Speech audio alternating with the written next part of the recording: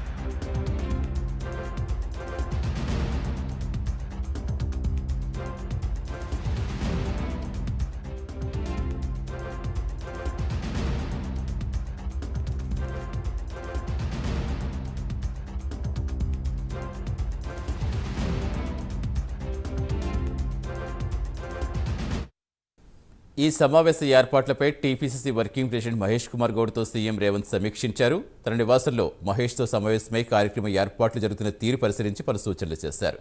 ఇటీవలే అసెంబ్లీ ఎన్నికల్లో క్రియాశీలకంగా పనిచేసి పార్టీ గెలుపు కోసం కృషి చేసిన పోలింగ్ బూత్ స్థాయి ఏజెంట్స్ అందరూ సమావేశానికి హాజరు కావాలని ఈ సందర్భంగా పిలుపునిచ్చారు.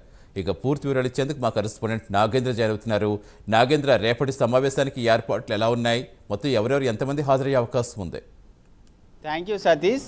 రేపు మధ్యాహ్నం 2 గంటల నుండి 5 గంటల వరకు ఎల్బీ స్టేడియం కేంద్రంగా కాంగ్రెస్ పార్టీకి సంబంధించినటువంటి కీలక సమావేశం జరగబోతుంది. ఎందుకంటే రాబోయేటటువంటి పార్లమెంటు ఎన్నికలను దృష్టిలో పెట్టుకొని కాంగ్రెస్ పార్టీ అధిష్టానం అదేవిధంగా రాష్ట్ర నాయకత్వం చాలా సీరియస్గా పార్లమెంటు ఎన్నికలపైన ఫోకస్ చేసింది. దానిలో భాగంగానే గాంధీ భవన్ కేంద్రంగా ఇప్పటికే అనేక సమావేశాలు నిర్వహిస్తూ ప్రధాన ఎజెండాగా ఎన్నికల్లో ఆ పార్లమెంట్ అభ్యర్థుల ఎంపిక అదేవిధంగా పార్లమెంటు ఎన్నికల్లో అనుసరించాల్సినటువంటి వ్యూహాలపైన చర్చించినటువంటి పరిస్థితి ఉంది. కానీ తాజాగా రేపు ఏఐసీసీ అధ్యక్షుడు మల్లికార్జున ఖర్గే ఎల్బీ స్టేడియం కేంద్రంగా జరిగేటటువంటి పార్లమెంట్ ఎన్నికల సన్నాహక సమావేశానికి హాజరు కాబోతున్నారు.